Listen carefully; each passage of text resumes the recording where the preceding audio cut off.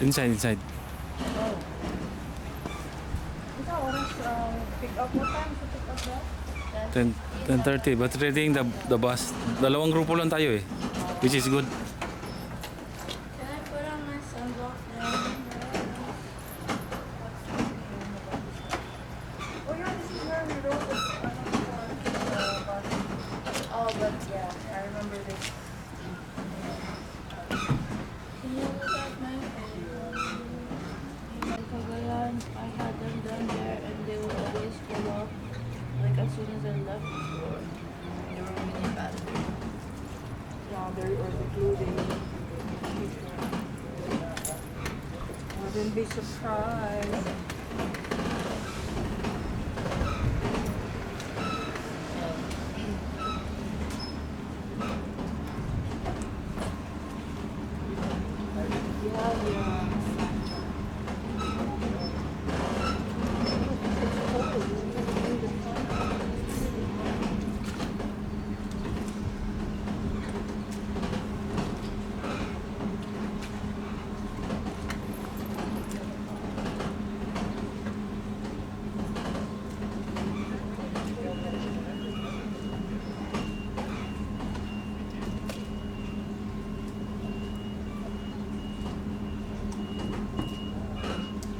Wait, so how many people in total?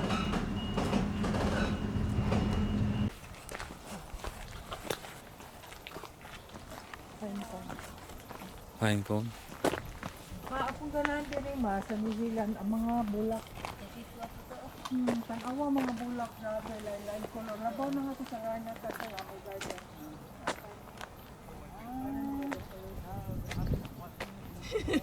From New Zealand.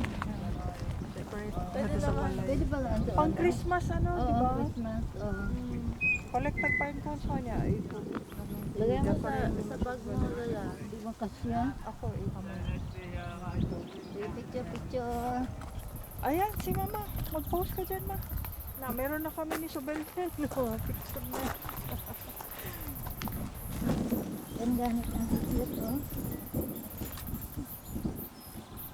Post ka lala. The old road, the city on your left, 4 Chalmers to the left of those 2 little islands. And you can see down over there. And that's where Nindot of po course ko, the ano mo, major yun nilang mga galing ko doon tadi agatan no.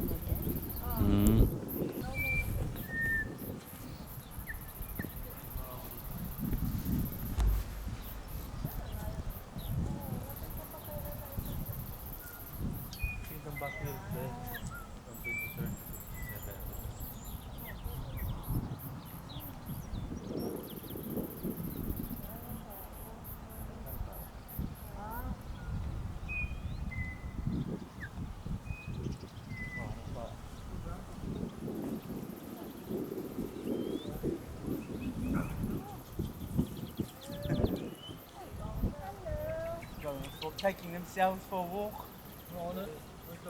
Oh, the owner must be around there somewhere. But that's alright, we do that in New Zealand. Dogs take themselves for a walk. Oh no, there's the owner.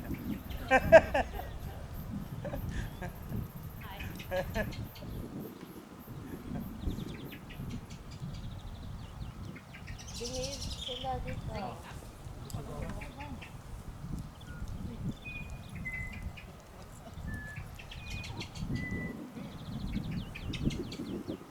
Okay. Group photo. Would you like me to take one of you? Yeah. Okay. That's there. Okay. Sweet. Jump on in there then.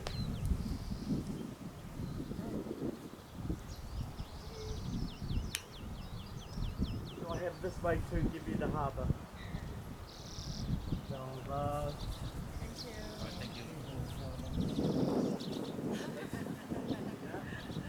Try your eyes. Your eyeballs. Oh no, get some bits of shadows there. Well, let's should we head off, folks?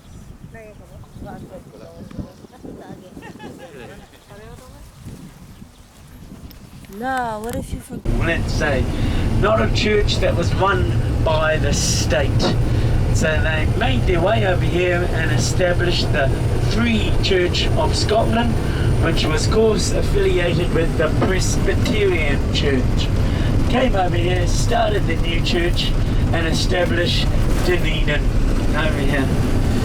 Now there were people of course before the Scottish who made their way here, and of course they didn't call us Dunedin. Funny that. No. They called us Dunedin. Dunedin. They called it Otepote. Of course they didn't call it Dunedin because they're not Scottish, they were Maori. Why would they call it Dunedin? I'm getting all my words mixed up. And so they came here and called it Otepote. And that is of course Dunedin, the Maori name. So the Maori people first made their way here into New Zealand almost 1,000 years ago. Came to New Zealand and established various tribal groups throughout different parts of New Zealand. Mainly first in the North Island and then smaller groups in the South Island. Dunedin was one of your largest groups down through this area with about 4,000 Māori people living here in different villages all throughout the city. All throughout not the city, there wasn't a city, all throughout the peninsula on this side and on that side. And they came here easily over 1,000 years ago. And Māori have come from a place where we call Hawaii. Different, it sounds a little bit like Hawaii, but it is Hawaii. It's where the Māori made the old masonry, wood, bricks, brownie grey stone there that you can see that you're just putting your hand on. that was quarried around through here. And of course the bricks of Scotland that you can also see there.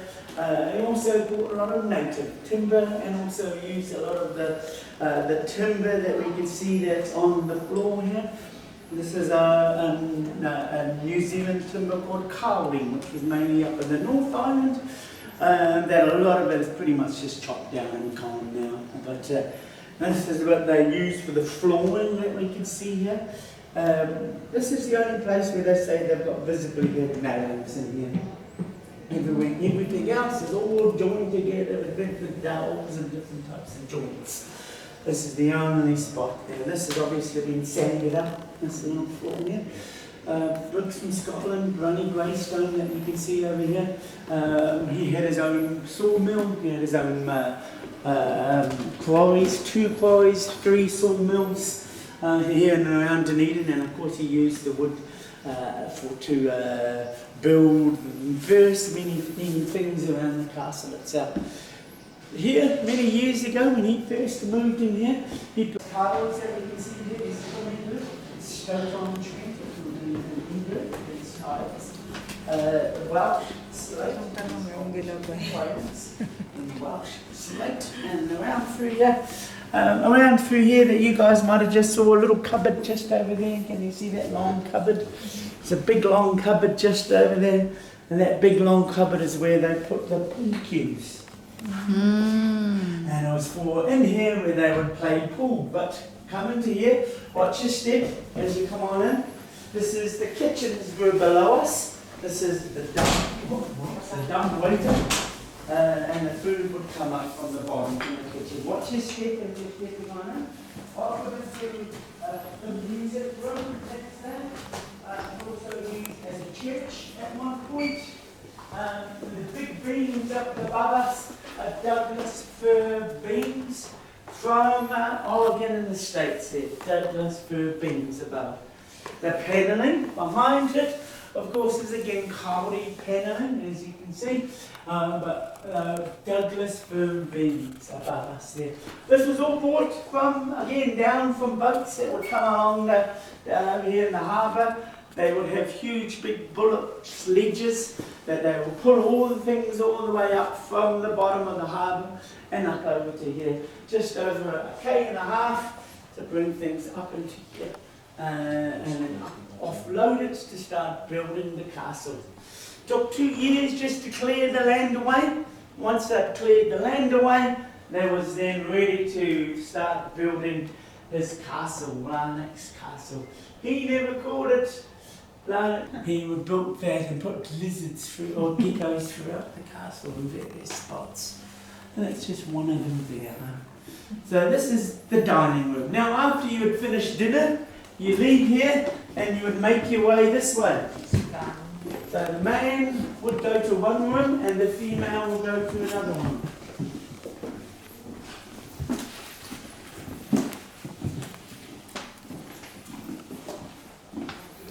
Larnach Castle in Donegal.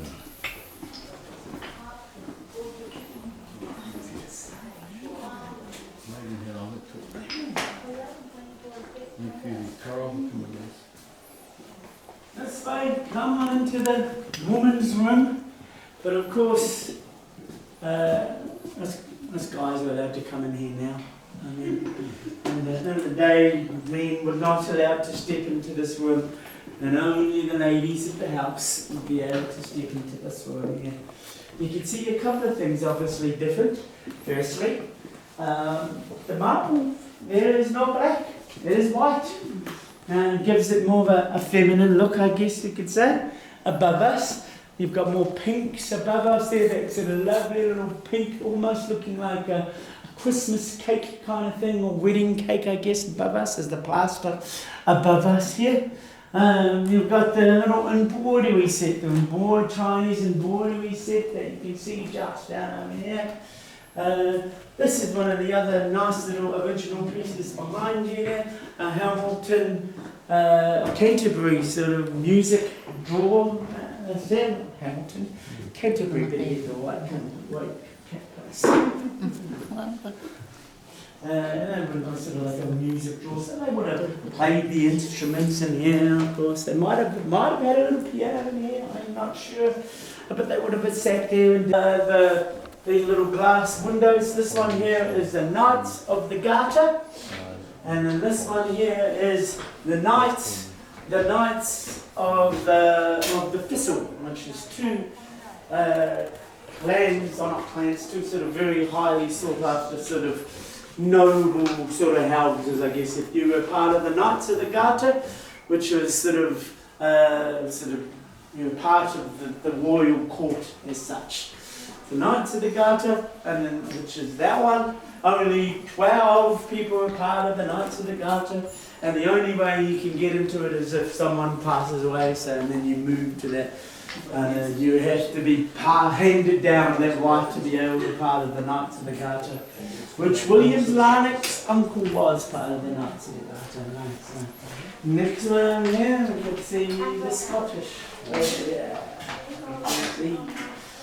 Not father, uncle. Sorry, Uncle Donald was part of it. So, Minister of Finance, Minister of Transport, and he's hoping that when he comes back to New Zealand, that he can work out a huge sort of road, train system that's going to take all the way down to Southland. So, firstly, William Larnach here. That's Mr. William Larnach, just over here. This is Eliza, his wife at the time there, Eliza. This here is Aunt Mary, which is her half-sister. Aunt Mary, which is Eliza's half-sister.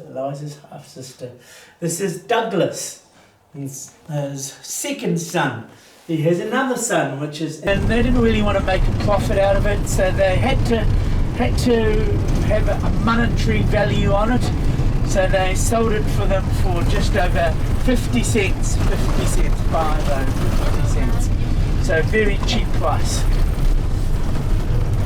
And in the last 5 years, they've done it up to now where they want to have churches in there, carols. Now, firstly, this road we're going over, this is the old road, and this is where you would bring your horse over there. You park your horse up there, give him some water, and then make your way back down towards Waller's Rock. And that's when you were bringing your milk and cheese and your wares and your butter. You'd be taking it down to Waller's Rock, where it would be then transported over by a boat to Port Chalmers and then into Dunedin. Sandfly Bay over here. This is Sandfly Bay to our right. Not named because of sandflies, named simply because of the way that on a southerly wind sand is picked up and dumped onto the farmland. Sandfly. The way that the sand flies. Over there is Allen's Beach to the right, and Allen's Beach is home where you can find some sea lions, fur seals, and also nesting boxes for little blue penguins down there, little blue penguins.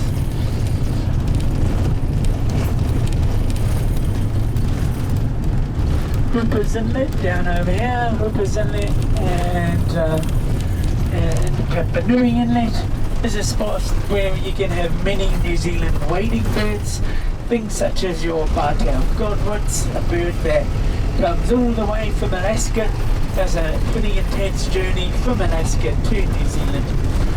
13,000 k's they will travel here.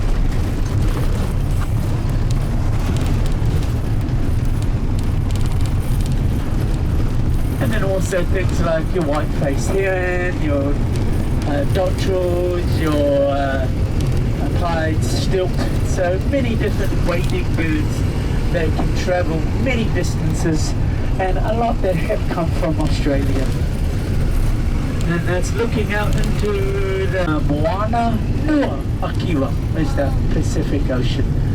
Moana meaning ocean, Nua meaning big, and Akiwa was, well, the story or the legend that tells us that many years ago Stewart Island and New Zealand was once joined together as one big landmass. The people who were living around here didn't really want to go all the way down to the bottom around the Southern Ocean. They felt that it was far too rough at the bottom, so they wanted to form a pathway through Stewart Island, and so they got a big whale whose name was Kiwa, and it was said he chopped a pathway, which is now the Foxhole Straits down through there, which now made it a lot more easier to go around and join through that area instead of having to go all the way down to the bottom and around. So Moana is the ocean, Nua is big, and Kiwa is the land of Kiwa, which is once a big huge whale. Of course, many different cultures in New Zealand have huge many stories about whales. If you're in the east coast, you have Paikea, a whale over there, and in different other areas throughout New Zealand they have stories and legends of different whales, or even different what we would call a taniwha, which is the monsters who would form the various land masses throughout the area. Taniwhas. Over here the story goes of firstly of a guy whose name was Atakura. Atakura was the guardian of this area. He'd been left onto this side, he's like a big lizard, and he became the right side of the harbour, Mako Mako.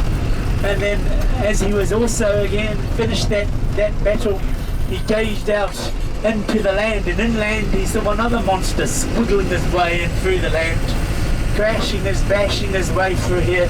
He then had a big fight with that monster, also picked him up from the tail, swung him around, threw him onto the other side, and he became the other side of the peninsula. Turi Mako Mako. So Mako Mako on one side, Turi Mako Mako on the other side. And they form the land masses that we can see here on the peninsula itself, in a sense. And Atakura stands and guards the area, as he stands there, guards it from any other monsters or taniwhas that want to take over the land. And of course, when you see a rainbow at the entrance of the harbour, that is Atakura standing there guarding the entrance to the harbour and to the land, this land around us here.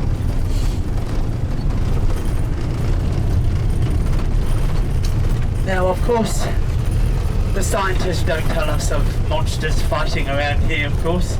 Funny that. They tell us that this was formed by volcanoes. And so that happened, they believe, 13 million years ago.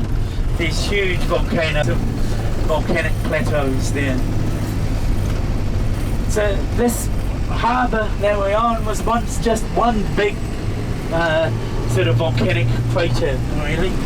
And when we're up at the tops there, we're looking down on that volcanic crater. This was kind of imploded in on itself. It's like a shield volcano. And the tops and the points of those were also down by the two little mountains there, the two little islands, Goat Island, Riki, which means violent or noisy. And then the other one is Quarantine Island.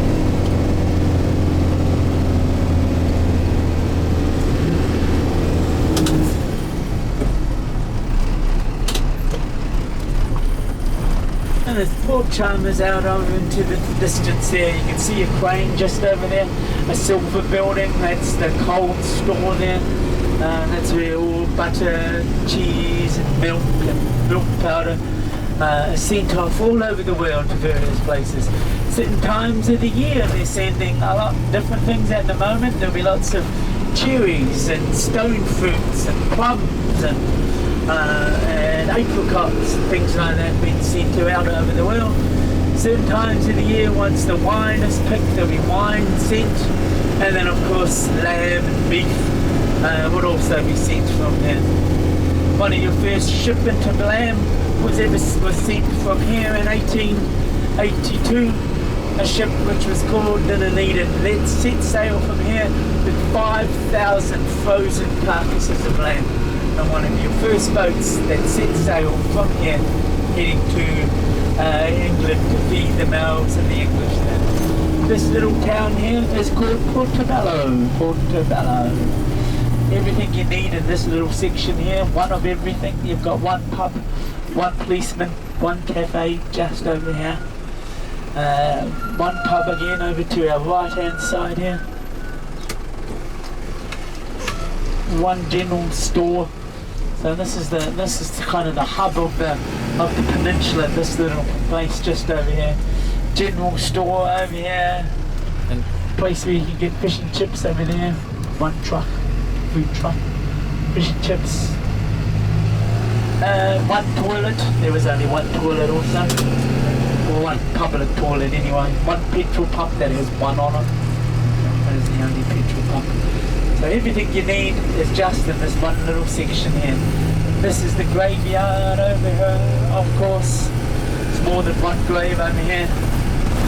This town here, the name Portobello comes from not a mushroom, no, but Portobello meaning beautiful port. Beautiful port. And it comes from a story. This name itself came from Panama, there down in a little town called Portobello in Panama.